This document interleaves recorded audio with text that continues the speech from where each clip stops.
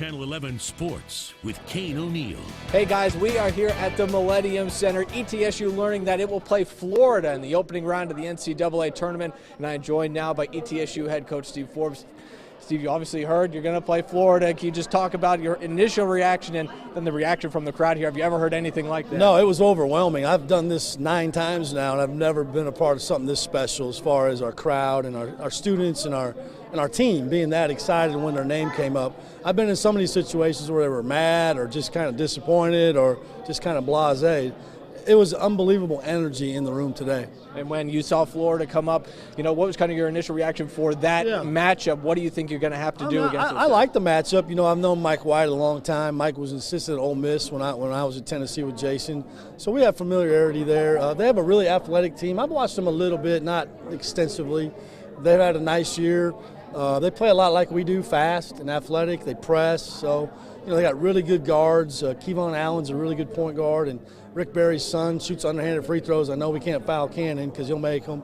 Robinson's a really outstanding athlete. They're not as big, like a lot of the BCS teams are, so maybe that's a little bit to our advantage. But, we'll dig into them tonight and tomorrow and see where we're at. Yeah, I was going to say, you guys obviously know it's going to be Florida, so what's the plan from here? Where do you kind of move forward well, now? David Burrell wanted to know if we could practice tonight. I said, calm your jets, buddy. We got to get a plan put together. So we'll practice tomorrow at 3:30. Kind of normal week for us for a Thursday game. We'll come back and practice Tuesday, and then we'll leave. We'll get down there and get settled in. And I think Wednesday's a special day at the NCAA tournament for everybody.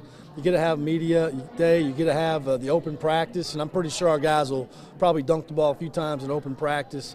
And then we'll go have an off-campus or off-site practice and then get ready to play on Thursday. So it'll be a pretty normal week for us, really. Does it make it a little sweeter that you guys aren't going north to Milwaukee but down south to I'm excited for our fans. I thought there was 3 really good options for our fans. Obviously, Greenville was the best because it was the closest. Then I thought Orlando and Indianapolis would be good for our fans to drive.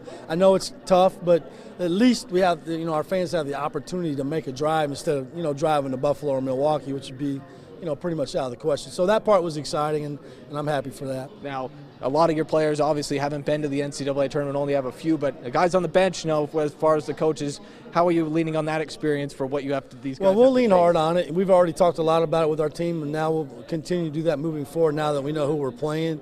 But, we've been in these situations before, and Jason's been to 11 NCAA tournaments, so we have a lot of combined history there. I think in any tournament play, the aggressive team wins. So we got to really work hard this week on being aggressive and just playing our style of play and not worried about the stage or the moment. Yeah, obviously a very exciting day here. Learning you guys are going to play Florida. Steve, thank you so much for joining us. We're all looking forward to that game coming up. Now, ETSU wasn't the only